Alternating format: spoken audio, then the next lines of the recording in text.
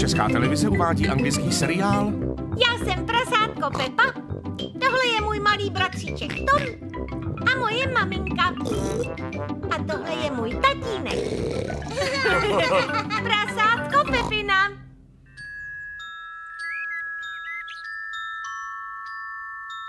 Zoubečková víla. Pepa a Tom si právě pochutnávají na svém oblíbeném jídle špageta.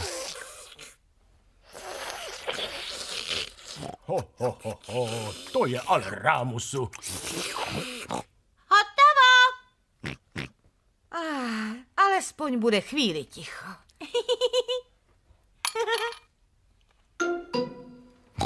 Co to je? To je zub. A odkud se tady vzal? Pepi, podívej se do zrcadla.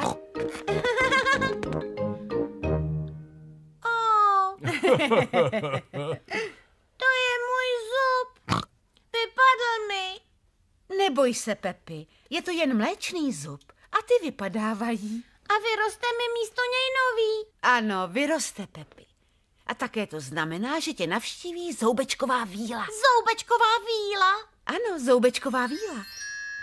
Když si dáš ten zoubek dnes večer pod polštář, tak přijde.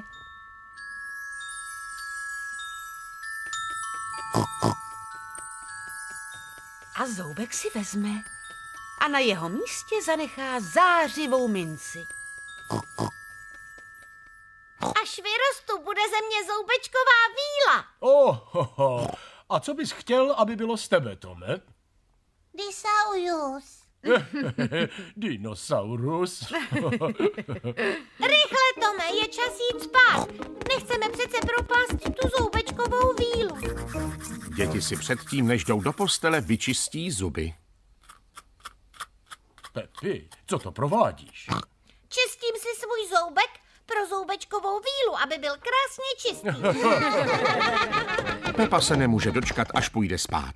Dala pod polštář svůj zoubek pro zoubečkovou vílu. Dobrou noc, Pepi a Tome. Dobrou noc, mami. Dobrou noc, tati. Dobrou noc, vy moje malá prasátka. Tome, já spát nebudu. Víš co, zůstaneme celou noc vzhůru a počkáme na vílu.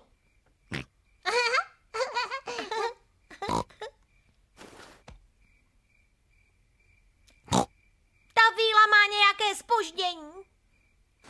No. Zoubečkové víle to někdy trvá dlouho, než přijde. Kde ta víla jenom je?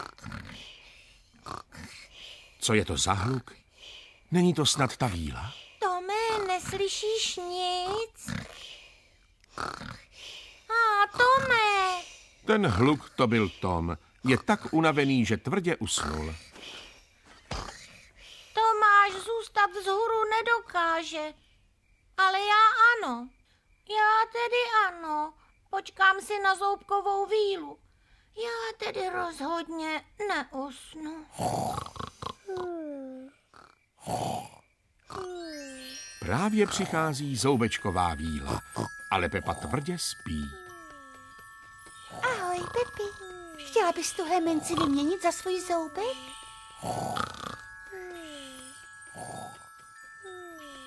To je ale krásný čistý zoubek. Děkuji ti, Pepi. Dobrou noc.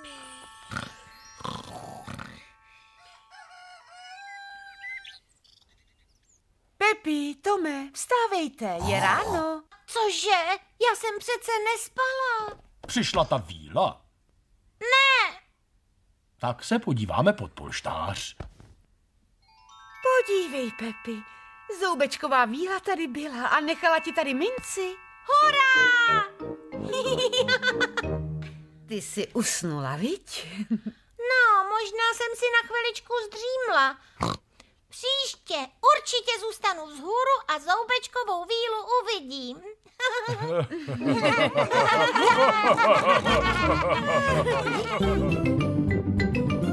České znění vyrobilo Centrum tvorby pro děti a mládež 2006.